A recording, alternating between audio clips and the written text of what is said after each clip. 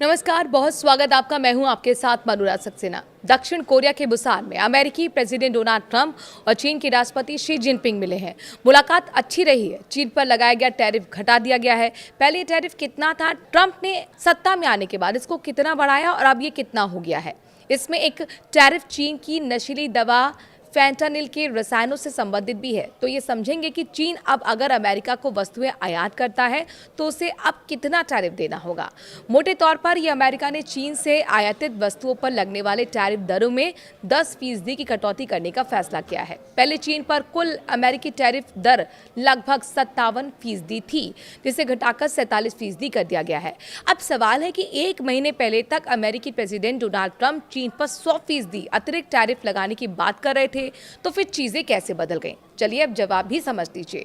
एक महीने पहले तक ट्रंप ने चीन को रेयर अर्थ मिनरल्स के निर्यात पर नियंत्रण और रूस से तेल खरीदने की वजह से टैरिफ बढ़ाने की धमकी दी थी, क्योंकि चीन की इन नीतियों से अमेरिका के हितों को खतरा बढ़ रहा था।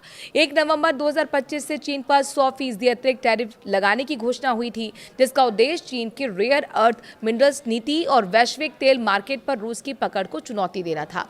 अचानक स्थितियां बदल गई जब दक्षिण कोरिया के बुसान में ट्रंप और शी जिनपिंग की मुलाकात हुई। दोनों देशों के नेताओं ने बंद कमरे में 2 घंटे तक चर्चा की। चीन ने अमेरिका की मांगे मान ली, रेयर अर्थ मिनरल्स पर नियंत्रण को ढील दी, सोयाबीन और कृषि उत्पादों की खरीद फिर शुरू की गई। अन्य अहम व्यापारिक मुद्दों पर भी रियायत दी गई। इससे ट्रंप ने भी चीन पर टैरिफ को 57% से घटाकर 47% कर दिया।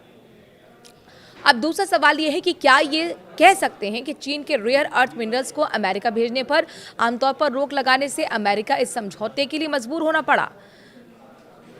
आप इसको इस तरह से देख सकते हैं कि अमेरिका ने टैरिफ बढ़ाकर चीन पर दबाव बढ़ाया। अतिरिक्त टैरिफ लगाने की धमकी देकर चीन को और दबाव में लाने की कोशिश की। जवाब में चीन ने अमेरिका से खरीदी जाने वाली सोयाबीन को खरीदना बंद कर दिया।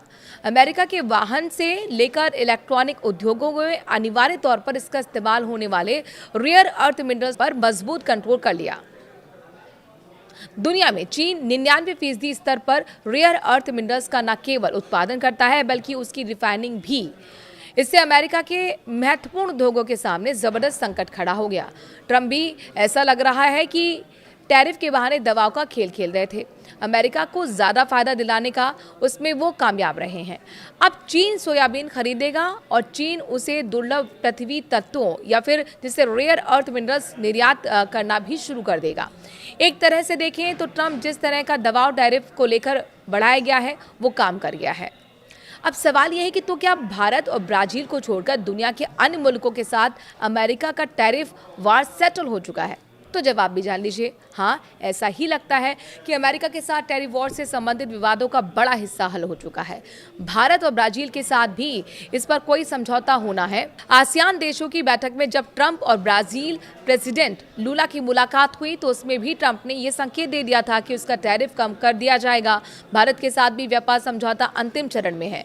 इस समझौते के होते ही टैरिफ में गिरावट हो सकती है। भारत और ब्राजील के मामले में स्पष्ट रूप से कहा जा सकता है कि उनके बीच के टैरिफ विवाद सुलझ गए हैं।